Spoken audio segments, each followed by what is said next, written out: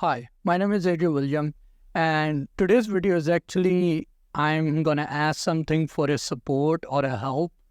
And this is not gonna be like the channel or like the video, subscribe to the channel. If you do it, that's great. But this video is actually made for something more in depth that I would need help with.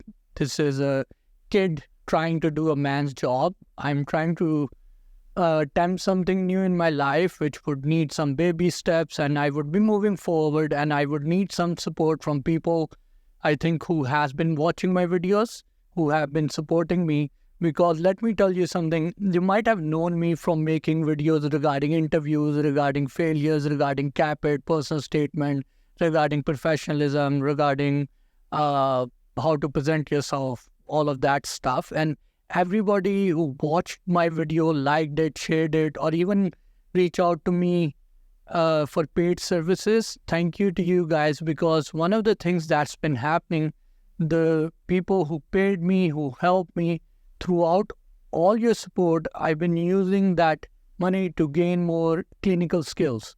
So just to let you know, if you're somebody who has supported me, I've been using that to invest in more CE courses. And one of the things over time I was looking into is defining a niche. Where do I want to, what kind of practice I want to do? And a lot of time people would say, why don't you start a practice? Why don't you buy one? And I've been delaying it. And there's a reason, because I'm trying to learn something at this point of my life. And personally, I felt my calling, if I knew if I bought a practice and start working in one place, I will be hinged to it. I will be hooked. I would have to make sure I'm paying everybody's salary, I'm paying the loan, and my mind will be much more kind of like occupied with that. And I personally feel my soul is something a little bit more of an explorer. I like to explore. I need something new to keep myself alive. That's how I am. I need something new, other I feel I'm done. And one of the things I've been looking around, and because of my past experience or something I would call destiny keeps pulling me towards, is surgery.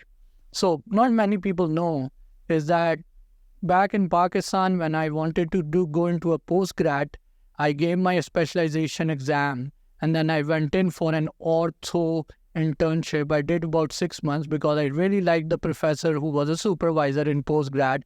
I wanted to become an orthodontist under him, and I went for the interview in the school, and they said, listen, for you, we only have one place open right now, and that's in oral and maxillofacial surgery.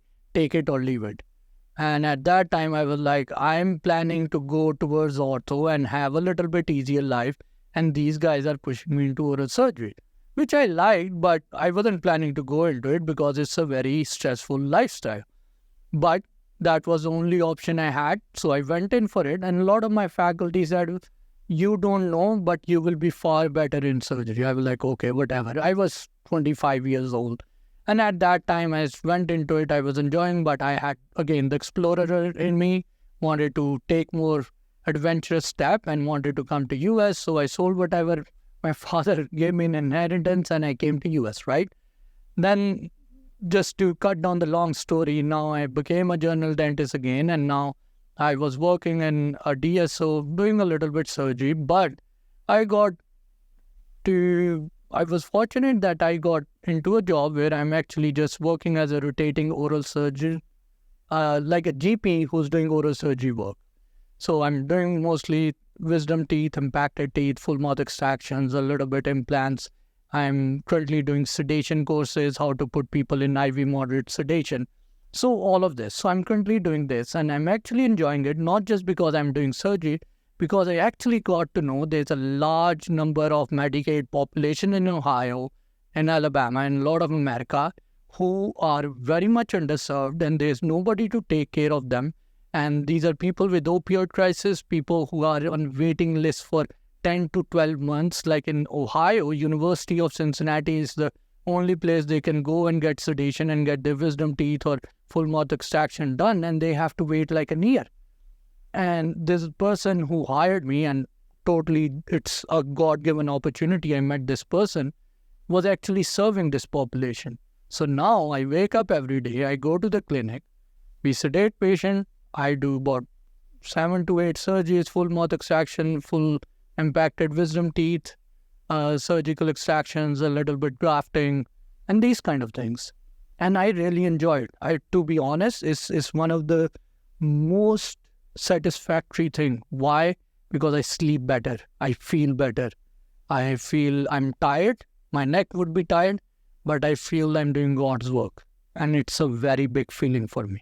But along with that, I also know there are a lot of people right now in US, dentists, who were never trained to do extractions, who were never trained about basic dental surgery, who were scared on purposely by the schools, by the specialists, not to attempt extractions. I know people who were really good in extractions in their home countries. When they came to DDS, the DDS program scared them. And I remember back in my school, I was blessed to have friends who helped me with restorative crowns. They taught me pros, and they always told me, when it comes to surgery and extractions, you have to teach us something. And whatever happened, I was never able to do that in dental school. But now I felt I'm in a place where I have patience, I'm doing the work, and I want to do something good with it. So not just helping these people, I'm also taking a 1 year of comprehensive implant therapy course at Alabama. That's a whole separate discussion. I can tell you about Dental Foundry in Alabama, which is doing great work. It's actually doing God's work, where they are doing a lot of implants for people who are who came out of opioid crisis, people who are homeless, people who have money. Like, I went last week for my training, and my partner and I did a bone graft, like a lateral rich bone graft augmentation. So what it means, like, if somebody has a jaw which is not thick enough to put implant in there, so what we do is we make an incision, retract it, then release the periosteum, put a membrane, put bone, close it up, and suture it. And they were doing this for $1,000. If you go to a periodontist, or if you go to somebody else, this would be like a, God knows, $15,000, $20,000 procedure. And they were doing it for $1,000. And I think it's one of the best places to get surgical training. And I'm saying it again, it's called Dental Foundry in Alabama. And I'm actually very much blessed to work with those people. And what I'm trying to ingrain is learn from them and try to do the similar things in Ohio if I'm given the opportunity. I don't know how long I would have this opportunity or how things would turn out in future, but I'm trying my best. I'm trying to get my sedation license. I'm trying to get this implant training, trying to work every day in surgery as well. But on top of that, the support I need from you, especially if you're watching this video, is that I'm buying some really expensive equipment, at least from my circumstances, it's expensive, to actually record those surgical cases and record the steps I take and record about small things that aren't written in books, that are only taught in surgery from a faculty or from a mentor to a apprentice. A lot of things there are in dentistry nobody will tell you through books. It's something you only learn when you act as an apprentice. That's the rule of surgery. You can't Google experience, and that's how surgery is. For example, a lot of people or schools will tell you never to give a block with septocaine. To be honest, septocaine blocks are very common in surgery. A lot of surgeons, dental anesthesiologists say we do it all the time. And Melamed, who's actually one of the most renowned person in anesthesia, he recommends it. There's no scientific data to say that it causes more nerve damage than lidocaine. And this is Melamed's words. This is a small thing. How to raise a flap. If somebody's jaw is not opening up, you can give Akinosi technique. So Akinosi technique is when somebody has a limited mouth opening, you go straight at the occlusal level, parallel to that, and give a block straight up there so it relaxes their jaw. Or if you want to give a good anesthesia in person in the IEN, if the person is not getting numb, going higher towards their condyle is the best way. going towards their condyle. It's kind of like a Gauss gate technique. You can Google it. If you go towards the condyle and you try to hit there, it actually numbs the patient better. And these are some things you practically go in and understand. If you extract a teeth where it's a maxillary molar which is close to the sinus, and you're going to have sinus perforation, you don't need to send them to an oral surgeon. There are very simple membranes that you can buy and just put that they are non-resorbable, cytoplasmic they are called. I put it on my Instagram recently too.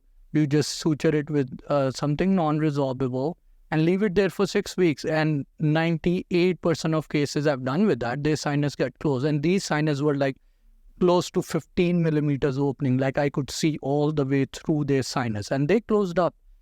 This is just small things like degranulations, but when you extract a teeth, to cure it with an instrument, hand instrument, that's bullcrap. To be honest, it doesn't clean it properly. The infection still stays in there and it doesn't get all the way healed. There's a PhD thesis that says that if you want to curate it, clean it, a little bit of bone should be scraped off.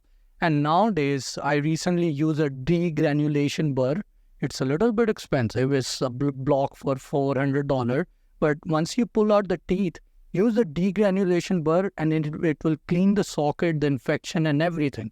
And that's a very wonderful thing.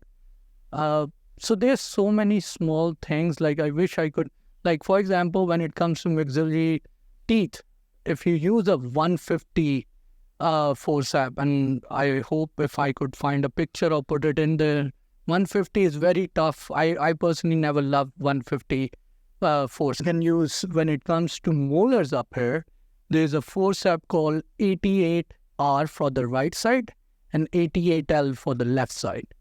And when it comes to the interior teeth, using an ash forceps or English forceps, which is a 90 degree, which mostly people use for mandible, you can actually place them on the top teeth. And for example, canine is the toughest teeth in the interior.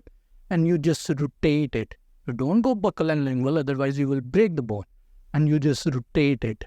And it will release the ligament. And sometimes you just rotate and leave it there for a few minutes. You just leave it and then come back and then luxate again. So these are very small things that no school will tell you, no book will tell you. For example, the school says give azithromycin if the patient is allergic to penicillin. Yes, you can give azithromycin, but if the infection has blown up, the patient has a swelling, has fever, systemic, you need to put them on clindamycin. As soon as things go bad, clindamycin is the way to go. If things are becoming systemic, you have to give them clindamycin. Why I'm saying this? Because I had patients who ended up in ER and then they were given clindamycin drips. That's what hospitals do. That's what physicians do. And these are some very basic things about surgical management, about extractions, which you and I should have been taught in dental school in US. They weren't. And I've been trying to gather this information and I'm trying my best to actually start this, recording this and post it on my Instagram. I made a separate page. I just started a separate page and I would need your support if you could subscribe or you follow that channel. The reason I'm saying it because when I make normal videos, whether it's about a suit, whether it's about an interview, the algorithm loves it. But as soon as I post something surgical, the YouTube or Instagram algorithm thinks that I'm putting up something which is violent, which is bloodshed, and it doesn't let it circulate. But if you follow this channel, if you follow it, if you like the content, it will allow me to make more of this and share more educational videos and share more techniques. And maybe if you have any questions, I would be able to find answers about them and share with you.